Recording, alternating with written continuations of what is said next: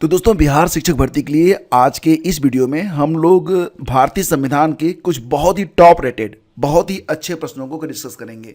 ये प्रश्न एग्जाम में पूछे जा सकते हैं और आपने देखा था कि पिछली बार जो प्रश्न पूछे गए थे उनका लेवल बहुत ही हाई था। तो इसी प्रकार से हम यहाँ पर कुछ ऐसे चुनिंदा प्रश्नों को लेकर आए हैं जिनके बारे में आपको डेफिनेटली पता होना चाहिए।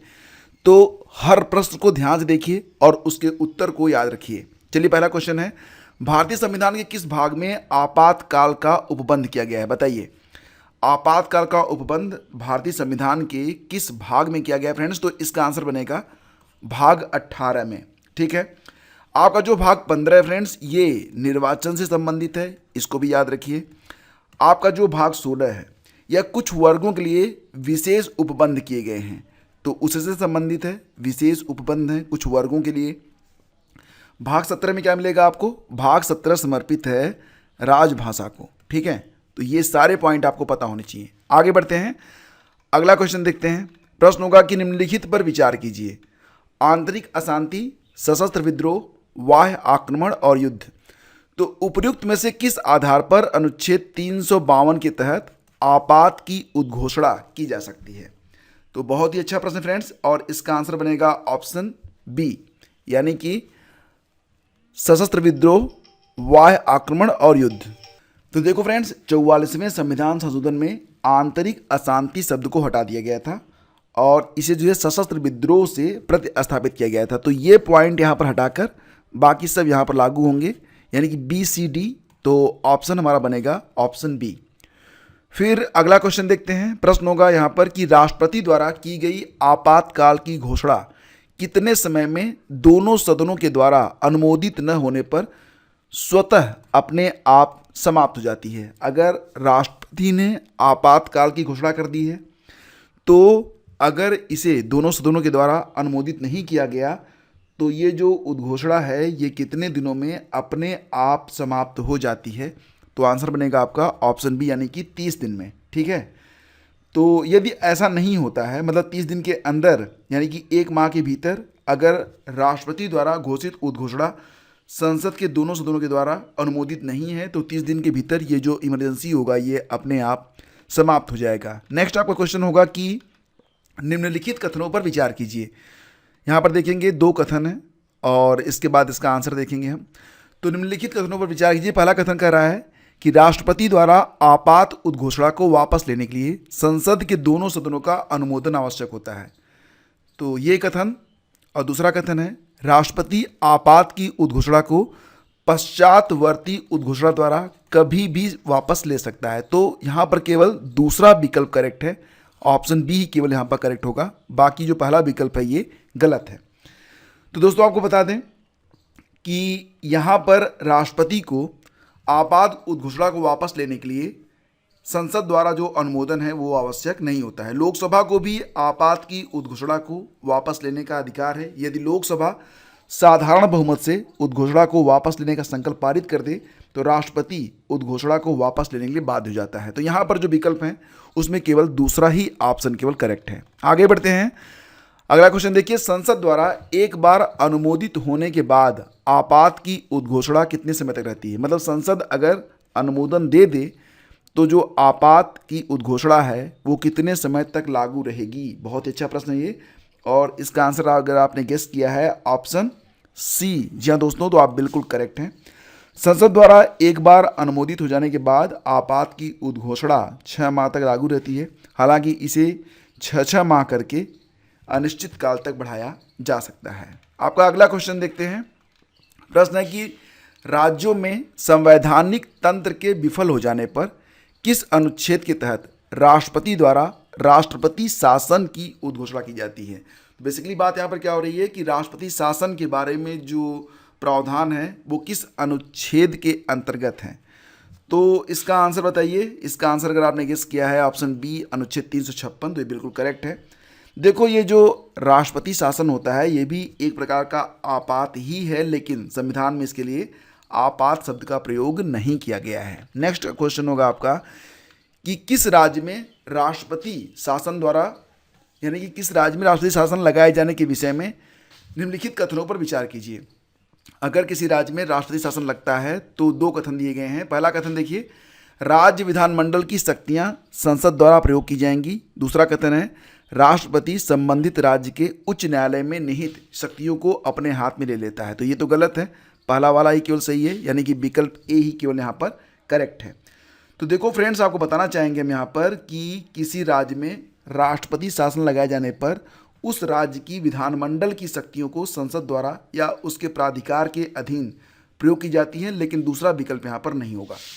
फिर आपका अगला क्वेश्चन होगा कि किसी राज्य में राष्ट्रपति शासन अधिकतम कितने दिनों तक लागू किया जा सकता है। तो जो राष्ट्रपति शासन है ये कितने दिन तक लागू रह सकता है, ये प्रश्न है, बहुत ही अच्छा प्रश्न है। इसका आंसर बनेगा 3 वर्षों तक। तो किसी राज्य में राष्ट्रपति शासन अधिकतम 3 वर्षों के लिए लगाया जा सकता है। क्वेश्चन नंबर, भारत में वित्तीय आपातकाल की घोषणा अब तक कितनी बार की गई है। तो फिलहाल फ्रेंड्स, वित्तीय आपातकाल अभी एक बार भी नहीं लगा है। एक प्रश्न और भी एग्जाम में आ सकता है कि वित्तीय आपातकाल के बारे में जो प्रावधान है वो किस अनुच्छेद में है। तो याद रखना 360 में है, अनुच्छेद 360 में। अगला क्वेश्चन देखते हैं, निम्नलिखित में कौन सी समिति केंद्र राज्य संबंध से संबंधित नहीं है। ऐसी कौन सी समिति है जो कि केंद्र राज्य संबंध से संबंधित नहीं है। तो यहाँ पर अगर आप देखेंगे फ्रेंड्स, तो आपका जो आंसर बनेगा वो क्या बनेगा। देखो, राजमन्नार समिति, सरकारिया आयोग और पुंछी आयोग, ये तीनों ही केंद्र राज्य संबंध से संबंधित हैं। तारकुंडे समिति यहाँ पर आपका आंसर है। इसका जो संबंध था वो किससे था, तो इसका संबंध है चुनाव सुधार से। ठीक है, तो यही हमारा आंसर बनेगा ऑप्शन सी। अगला क्वेश्चन देखते हैं, किस समिति ने यह अनुशंसा की कि राज्यपाल की नियुक्ति एक समिति के द्वारा की जानी चाहिए। बहुत ही अच्छी अनुशंसा की गई थी और इसका आंसर है वेंकटचलैया समिति, यानी कि ऑप्शन ए करेक्ट है। तो इस समिति में कौन कौन होना चाहिए था वेंकटचलैया समिति के मुताबिक। तो प्रधानमंत्री होंगे, गृह मंत्री होंगे, लोकसभा के अध्यक्ष, उपराष्ट्रपति होंगे और राज्य के मुख्यमंत्री भी शामिल होंगे। हालांकि ये अभी केवल अनुशंसा ही है। आगे बढ़ते हैं, अगला क्वेश्चन देखिए, पंचायत राज व्यवस्था को मजबूत बनाने के लिए ग्रामोद्धार समिति का गठन किसकी अध्यक्षता में किया गया था। समिति का नाम था ग्रामोद्धार समिति और इसका गठन जो था वो किसकी अध्यक्षता में किया गया था। तो ऑप्शन ए करेक्ट है, बलवंत राय मेहता।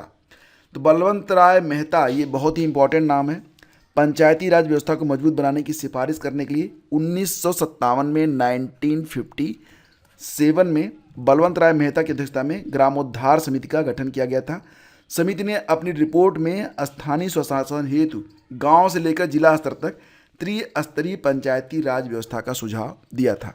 अगला क्वेश्चन देखते हैं, निम्नलिखित में कौन सा कथन असत्य है। अनुच्छेद 243 के तहत राज्य निर्वाचन आयोग के गठन का प्रावधान किया गया है। बिल्कुल करेक्ट है, ये सही है। राज्य निर्वाचन आयोग के निर्वाचन आयुक्त की नियुक्ति राज्यपाल के द्वारा की जाती है, ये बात भी यहाँ पर कही जा रही है। तीसरा पॉइंट है कि पंचायतों के निर्वाचन के संबंध में सभी विषयों पर विधि बनाने का अधिकार राज्य निर्वाचन आयोग को है। तो पंचायत चुनाव का निर्णय राज्य सरकार द्वारा लिया जाता है, यानी कि यहाँ पर जो आपके विकल्प हैं उसमें असत्य पूछ रहा है, तो ऑप्शन सी जो है यहाँ पर असत्य है।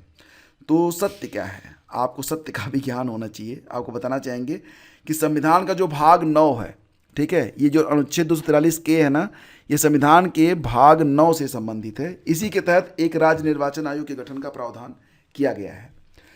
आयोग को पंचायतों में नगरपालिका के सभी निर्वाचनों के लिए निर्वाचक नामावली तैयार करने तथा निर्वाचनों के संचालन का अधीक्षण, निदेशक और नियंत्रण की शक्ति है। पंचायतों के निर्वाचन के संबंध में सभी विषयों पर विधि बनाने का अधिकार किसको है, राज्य निर्वाचन आयोग को नहीं है। ये किसको है, तो ये विधानमंडल को है। यहाँ पर होना चाहिए था विधानमंडल शब्द, तब ये सही होता। तो ऑप्शन सी यहाँ पर आपका बिल्कुल करेक्ट है। फिर आगे बढ़ते हैं, अगला क्वेश्चन होगा, यदि कोई नगरपालिका समय से पूर्व विघटित कर दी जाती है तो निर्वाचन पश्चात गठित नई नगरपालिका कितनी अवधि के लिए कार्य करेगी। तो बहुत ही अच्छा प्रश्न है ये। देखो फ्रेंड्स, ये शेष अवधि के लिए ही काम करेगी, लेकिन कुछ कंडीशंस अप्लाई हैं। नगरपालिका की अवधि प्रथम अधिवेशन से 5 वर्ष तक होती है। ये तो आप जानते ही हैं कि 5 वर्ष के लिए ये गठन होता है। 5 वर्ष के पूर्व उसे भंग किया जा सकता है। यदि कोई नगरपालिका समय के पूर्व विघटित की जाती है तो विघटन की तिथि से 6 माह के भीतर उसके लिए निर्वाचन होना चाहिए।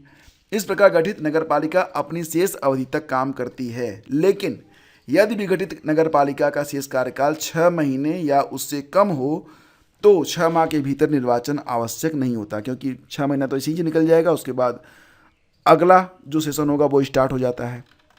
अगला क्वेश्चन होगा कि एक ग्राम पंचायत में महिलाओं के लिए कितने प्रतिशत पद आरक्षित होने चाहिए? तो कुल मिला के 33%, ये तो आप जानते ही हैं। 73वें संविधान संशोधन अधिनियम 1992 के अनुसार 33% पद आरक्षित माने गए हैं। एक पंचायत के भंग होने के कितने माह के अंदर नया चुनाव कराया जाना चाहिए? तो इसका भी उत्तर हो जाएगा ऑप्शन बी, 6 माह के अंदर। ठीक है। और फिर आपका ये प्रश्न होगा कि भारत का पहला नगर निगम कहाँ पर स्थापित हुआ था? तो मद्रास में स्थापित हुआ था। ये बहुत ही इंपॉर्टेंट क्वेश्चन है, इसको बिल्कुल रट लेना, आप एग्जाम में पूछा जा सकता है। आपको बता दें कि 1687-88 की बात है ये। 1687-88 में भारत का जो पहला नगर निगम था वो मद्रास में स्थापित हुआ था। इसके बाद बम्बई और कलकत्ता में 1726 में, कहाँ पर? बम्बई में और कलकत्ता में इसका जो गठन किया गया था। तब कलकत्ता था, अब कोलकाता हो गया है। अगला क्वेश्चन देखिए, किस संविधान संशोधन अधिनियम द्वारा सहकारी समितियों को संवैधानिक स्थान एवं संरक्षण दिया गया? तो फ्रेंड्स ये बनेगा ऑप्शन बी, 97वें संविधान संशोधन अधिनियम के द्वारा इसका उत्तर हो जाएगा। तो यहाँ पर मैंने प्रयास किया है कि कुछ हाई लेवल क्वेश्चंस आपको दिए जाएं, ताकि ऐसे प्रश्न अगर एग्जाम में आए तो आपका उत्तर गलत न हो, आप औरों से थोड़ा सा बेटर परफॉर्मेंस कर पाएँ। बेटर होगा कि आप जो भी प्रश्न मैं यहाँ पर बताता हूँ उसको एक कॉपी पर लिखते हुए आगे बढ़ें, क्योंकि बहुत सारे प्रश्न मैं आपको बता रहा हूँ और सारे प्रश्न यहाँ पर इंपॉर्टेंट हैं। ठीक है। Thank you so much. Please do like and share. और अगर आप चाहते हैं कि आपकी तैयारी और भी बेहतर तरीके से आगे बढ़े तो आप हमारा जो नया चैनल है ओनली जीएस मास्टर क्लास, इसको सब्सक्राइब जरूर कर लीजिएगा। ओनली जीएस मास्टर क्लास, इसका लिंक आपको वीडियो के डिस्क्रिप्शन और कमेंट बॉक्स में मिल जाएगा। हमारा जो टेलीग्राम चैनल है स्टडी विद ज्ञान प्रकाश, उसको भी ज्वाइन कर लीजिएगा। Thank you so much. Have a great day. जय Hind. Please do like and share.